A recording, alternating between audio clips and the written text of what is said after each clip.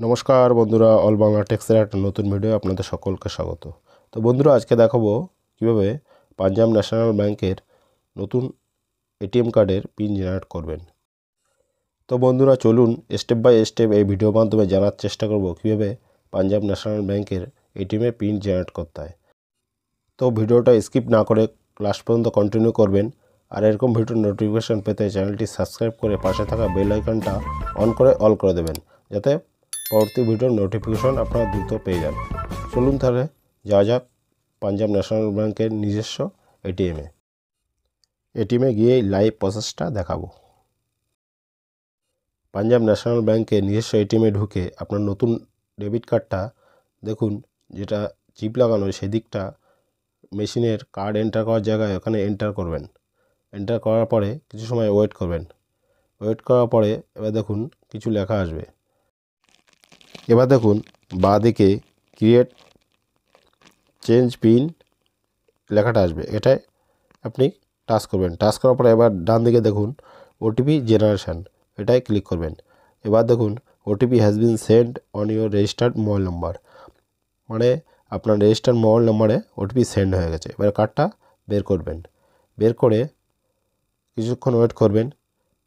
করার পরে আবার কার্ডটাকে কার্ড এন্টার করার জায়গা আবার এন্টার করবেন। করার পরে কিছুক্ষণ ওয়েট করবেন। ওয়েট করার পরে এবার দেখুন আবার এসছে ক্রিয়েট চেঞ্জ পিন, এটাই ক্লিক করবেন। এটা ক্লিক করার পরে আগে তো ওটিপি জেনারেশন করেছেন, এবার ওটিপিটা ভ্যালিডেশন করবেন। তাই ওটিপি ভ্যালিডেশন এটাই ক্লিক করবেন।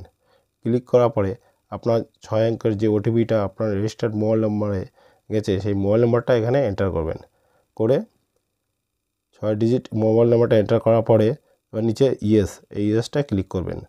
ক্লিক করার পরে এবার লেখা দেখুন pin change, please enter your new pin. এখানে আপনি আপনার মনের মতন যে কোনো 4 সংখ্যার একটা পিন এন্টার করবেন, যেটা আপনি পরবর্তীতে মনে করে রাখবেন, কারণ পরবর্তীতে ক্যাশ উইথড্রল বিভিন্ন স্টেটমেন্ট দেখার জন্য এই পিনটাই আপনার দরকার পড়বে। তো এখানে আমি 4 সংখ্যার পিন দেওয়ার পর আবার দেখুন please re-enter your new pin, আপনি যে পিনটা আগে দিয়েছেন সেই পিনটা আবার এখানে এন্টার করতে হবে। তো আমি এখানে এন্টার করার পরে এবার দেখুন পিন চেঞ্জ সাকসেসফুলি, আপনার পিনটা সাকসেসফুলি জেনারেট হয়ে গেল। তো বন্ধুরা, আপনারা লাইভ দেখলেন কিভাবে পিএনবি এটিএম কার্ডের পিন জেনারেট করতে হয়। তো এটাই ছিল বলার। আর ভিডিওটা ভালো লাগলে প্লিজ লাইক করবেন আর বন্ধুদের কাছে শেয়ার করবেন।